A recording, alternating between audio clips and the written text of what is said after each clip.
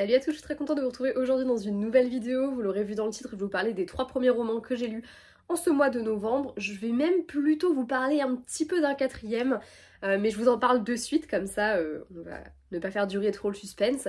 Je vais vous parler aujourd'hui très brièvement de Love by the Stars de Fanny André.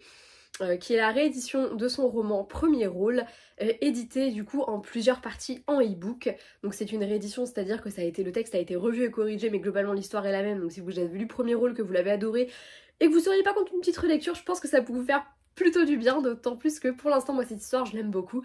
Parce que comme je vous l'ai dit, c'est une histoire qui va être diffusée, qui va être publiée du coup en e-book en épisode. Pour l'instant l'épisode 1 est sorti, il est sorti le 5 novembre et le 17, si je dis pas de bêtises, sortira le 2e épisode. Je fais partie des blogueuses qui ont été sélectionnées pour pouvoir vous en parler un petit peu en amont, etc. Je ferai une vidéo dédiée quand j'aurai lu toutes les parties et pour vraiment vous raconter tout ce que j'ai pensé de là, mais à chaque fois je vous évoquerai un petit peu mon avis quand j'aurai fini une partie. Et n'hésitez pas à me suivre sur Instagram sur lequel je vous donnerai sans doute un avis plus détaillé à chaque fois de chaque partie. C'est une histoire dans laquelle on suit Tia, une jeune fille qui avec ses meilleurs amis part à Paris où se tient une convention du film tiré de la série littéraire dont elle est super fan, et une chose entraînant une autre, elle va se retrouver à une soirée avec les stars de la série, du film plutôt. Et là, si elle a toujours craqué sur le ténébreux Madden, qui d'ailleurs ne la laisse pas indifférente non plus quand elle le rencontre en face à face, c'est Jackson qui va commencer un petit peu à flirter avec elle, au point qu'elle se retrouve un petit peu prise dans tout ça et va se retrouver à partager un petit peu son quotidien avec ces gens-là. Bref, je vous laisse le lire pour vous faire une opinion. En tout cas, moi ce premier épisode, je l'ai beaucoup aimé. On est sur un triangle amoureux, ça me fait un peu peur parce que normalement j'aime pas ça, mais pour l'instant, tout ce que j'ai été amenée à découvrir dans ce premier épisode m'a bluffé. Je trouve que le choix en plus de publier en épisode est une très bonne idée parce que pour le coup, et je sais pas, si je prends beaucoup de plaisir à le lire comme ça. Normalement j'ai tendance à attendre que toutes les parties soient sorties pour le lire, et là le fait d'avoir entre guillemets des dates butoirs pour en parler, avec de gros guillemets parce que Fanny André n'est pas du tout enquiquinante avec ça évidemment, mais bon voilà, le fait d'avoir quand même une date où il faut en parler, c'est mieux machin tout ça, ça fait qu'en fait je me sens obligée de lire les épisodes petit à petit, et je trouve ça vachement sympa en fait comme mode peut se faire. J'ai super hâte de lire l'épisode 2, mais je vous en parle pas plus longtemps, je vous en parlerai mieux bientôt. En tout cas n'hésitez pas à me suivre sur Instagram pour découvrir au fur et à mesure et quasiment au jour le jour mes avis sur d'ailleurs sur les romans de manière générale que je vous partage ici. Généralement c'est des avis qui sont peut-être un peu plus posés que ceux que je fais en vidéo, mais voilà, bref. Les 3 romans que j'ai vraiment lus en ce mois de novembre. Le premier, il s'agit de The Prison Healer de Lynette Noni, publié chez Hachette, donc la guérisseuse de Zaindov, un roman que je trouve très beau et que j'ai adoré. Dans ce récit, on va suivre Kiva, qui est prisonnière depuis une dizaine d'années maintenant à la prison de Zalindov, une prison qui a des allures de goulag, pour en être très honnête. Les prisonniers ont une durée de vie assez réduite parce qu'ils ils font des travaux forcés, etc. Certains plus difficiles que d'autres, il y en a notamment qui sont dans des mines où c'est des conditions de travail assez aberrantes. Voilà, et Kiva, là-bas, ce qui la protège un petit peu, c'est qu'elle est guérisseuse. Kiva, c'est une survivante, pas seulement parce que déjà elle est guérisseuse, donc elle a trouvé en fait un peu une raison de rester en vie, celle de guérir les gens autour d'elle, mais aussi parce que plus ou moins régulièrement, elle reçoit des mots de sa famille lui disant qu'ils vont venir la chercher, qu'ils vont venir la chercher, qu'ils vont venir la chercher.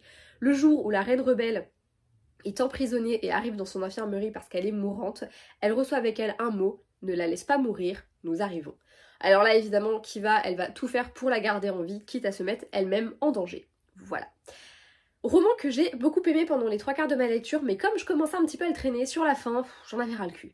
Voilà, je ne sais pas si je vous l'ai déjà dit, mais je pense que ça a dû m'échapper 1 ou 2 fois. Quand je me trimballe un roman trop longtemps, au bout d'un moment, j'en ai marre, j'ai besoin de passer à autre chose. Je me lasse très vite de ce que je lis, j'aime beaucoup enchaîner les lectures, passer à plein d'univers, etc. différents, et j'aime pas trop me trimballer une histoire trop longtemps. C'est comme si l'histoire était trop pesante au bout d'un moment et que j'avais besoin de passer à autre chose. Ça me l'a un peu fait avec The Prison Healer parce qu'il y a eu tout un moment où en plus j'ai pas trop lu parce que j'avais beau être en vacances, j'avais mon petit frère à la maison, j'avais autre chose à faire que de me poser pour lire, et du coup j'étais arrivée à un stade où j'avais qu'une hâte, c'était de le terminer et puis basta quoi. Et en fait ça s'est révélé quand même être un coup de cœur. Pourquoi? Parce que la fin m'a bluffée. La fin, on a des révélations, je ne m'y attendais absolument pas, je ne les avais pas vues venir, et franchement ça a transformé une lecture qui était plutôt bonne, qui avait tendance à devenir un peu moyenne sur le long terme parce que moi j'en avais marre, pas parce qu'elle n'était pas bonne. Et ça a transformé cette lecture qui était plutôt bonne en un coup de cœur. Un coup de cœur parce que j'ai eu l'impression en fait de remettre en question tout ce que j'avais lu, et en même temps que ça tombait sous le sens et que en fait c'était juste moi qui avais été aveugle et qui avait rien vu. Je sais que c'est pas que moi, tous ceux qui l'ont lu, avec qui j'en ai parlé, ont eu cette impression-là, en fait, d'être complètement bluffé à la fin et d'avoir pas du tout vu venir certains détails, et on trouve ça formidable. Personnellement, ça me donne hyper envie de découvrir le reste de l'intrigue, de découvrir la suite de cette histoire. J'ai vraiment très hâte, il devrait sortir courant mars, si je dis pas de bêtises, peut-être même avant, en février, je ne sais pas. Je crois pas qu'il y ait de date encore officielle qui ait été annoncée, mais en tout cas, je vais guetter ça avec beaucoup d'impatience, j'ai très hâte d'en savoir plus et de découvrir un peu plus cet univers, parce que pour l'instant on est quand même resté beaucoup cantonné à cet univers un peu, cet univers carcéral tout simplement, et du coup j'ai très envie d'en savoir plus sur l'univers de manière générale, parce que je pense qu'il y a de très bonnes choses que l'on va découvrir dans la suite, je n'en doute pas une seconde. Ensuite, j'ai voulu ouvrir la saison des romances de Noël, sauf qu'en fait, je me suis rendu compte que ce que j'étais en train de lire, c'était pas vraiment une romance de Noël. Voilà, puisque ça se passe au mois de janvier. Alors certes, il y a de la neige et il y a tous les ingrédients qui sont réunis pour que ce soit une romance de Noël, mais en théorie, je crois pas qu'on puisse vraiment parler d'une romance de Noël si ça se passe pas en période de fête. Il s'agit de tous nos cœurs de Tracy Brogan, publié chez J'ai lu. Je vous en ai parlé il y a pas très longtemps parce que je l'ai acheté, je crois en même temps, enfin le même mois que The Prison Healer. Bon, en tout cas dans ces eaux-là. Petit roman, ma foi, bien sympathique, dans lequel on va suivre Delaney, une vedette de télé-réalité qui fuit la célébrité.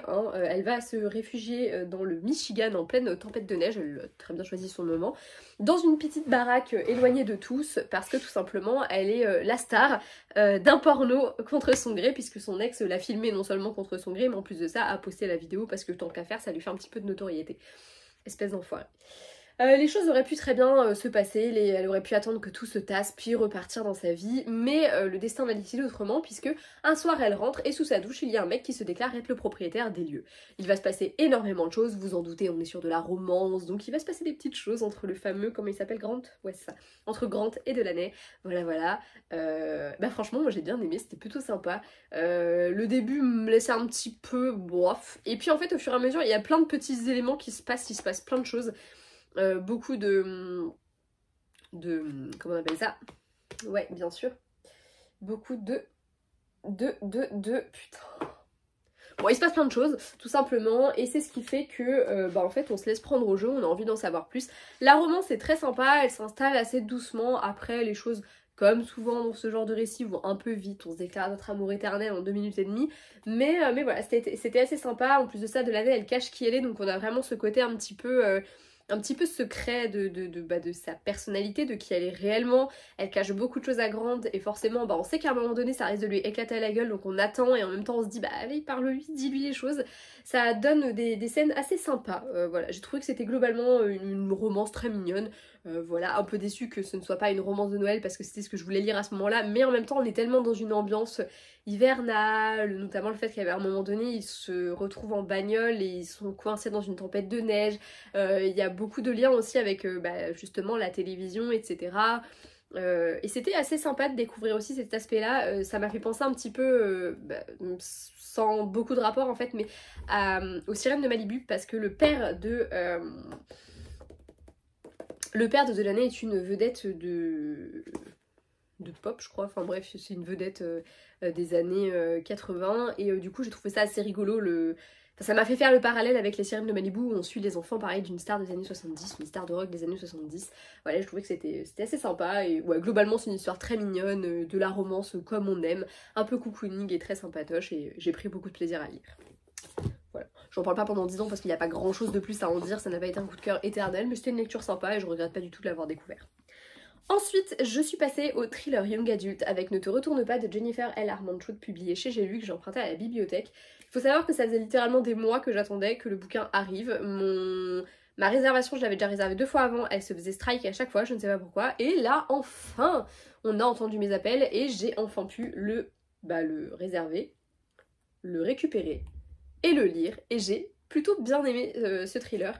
J'avais très peur que ça se soit gâché un petit peu par la romance, parce que le problème, qui est aussi une qualité chez Jennifer L. Armentrout, c'est c'est son truc la romance. Voilà, quand elle fait de la fantasy, c'est de la romance. Quand elle fait de la science-fiction, c'est de la romance. Enfin voilà, sa marque de fabrique, c'est ça. Elle fait des univers vraiment hyper stylés, mais généralement c'est quand même toujours de la romance. C'est pas juste... Alors certes ici on a une romance, mais le côté thriller n'empêche absolument pas, au contraire, et je trouve que ça ne prenait pas le pas sur le reste, et c'était tout ce que je voulais.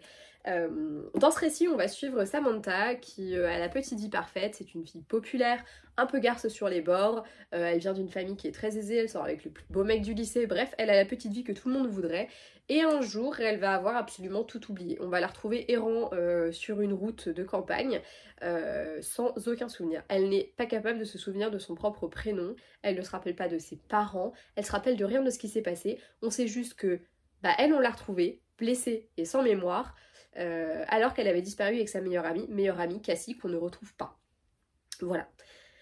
Samantha, elle sait qu'elle a dû oublier quelque chose, que quelque chose, qu'il s'est passé quelque chose et qu'elle a potentiellement des réponses aux questions de tout le monde. Donc elle est bien décidée à vouloir retrouver la mémoire, mais peut-être que c'est pas ce qu'il faudrait qu'elle fasse. Et peut-être que ça pourrait lui causer préjudice. Et bah franchement, j'ai plutôt bien aimé. J'ai plutôt trouvé que c'était un bon thriller young adulte. Après, ça reste du thriller young adulte, hein, donc c'est pas... j'avais vu les choses venir quand même de très très loin. J'avais deviné...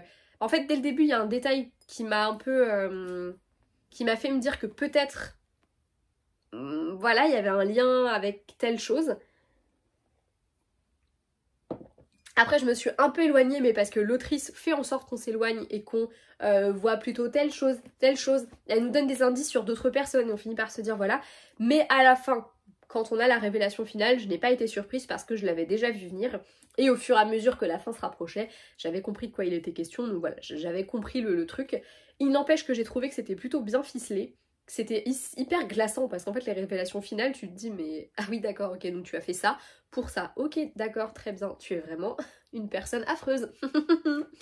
Voilà, le personnage de Samantha, je l'ai bien aimé, même si parfois j'ai eu un peu de mal à la comprendre parce que du coup, le fait qu'elle ait perdu la mémoire, ça fait qu'elle est comme un tableau blanc en fait. Elle repart de zéro, elle se rappelle de rien. Sa personnalité, elle est hyper différente et du coup, des fois, je comprenais pas comment est-ce qu'elle avait pu être comme on la décrivait.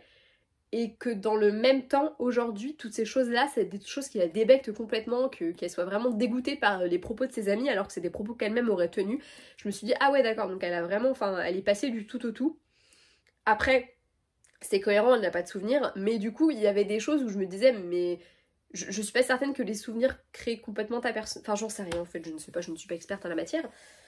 Voilà, je peux pas dire que j'ai adoré Samantha, mais je l'ai pas détesté non plus. Voilà, globalement c'était une bonne lecture que je vous conseille si vous aimez bien en plus la plume d'Armand Trude, vous aimerez je pense forcément ce roman. Et si vous aimez bien les thrillers young adultes, globalement il est plutôt pas mal. C'est loin d'être mon préféré, mais j'ai quand même bien aimé la dynamique et j'ai trouvé que le traitement de la question de la mémoire était vachement intelligent. Était bien foutu en tout cas. Après, peut-être pas ultra crédible, j'en sais rien, je n'y connais rien encore une fois. Mais globalement, c'était une bonne lecture et je vous la conseille. Voilà. En plus, les retournements finaux, même si je m'y attendais, même si j'avais vu la fin venir, j'ai quand même globalement trouvé que c'était plutôt pas mal et je l'ai refermé en me disant ouais, ok, d'accord. Donc, généralement, c'est que c'est plutôt une réussite quand on se dit ça pour un thriller. Voilà. Et ben c'est tout pour cette vidéo, écoutez, j'espère qu'elle vous aura plu, j'espère que mes avis vous auront donné envie de lire ces romans. Je vous mettrai dans la barre d'infos le lien pour aller sur Amazon télécharger le roman de Fanny André, qui est en plusieurs épisodes, encore une fois, épisode 1 déjà sorti, vous pouvez précommander les épisodes suivants, ce qui est plutôt cool également, et je vous en reparle très vite, et puis je vous conseille encore une fois ces romans qui ont été de plutôt bonnes lectures. Surtout un évidemment, The Prison Healer, je peux que vous le conseiller si vous aimez la fantasy young adulte. Et puis voilà, on se retrouve bientôt pour une prochaine vidéo. Ciao.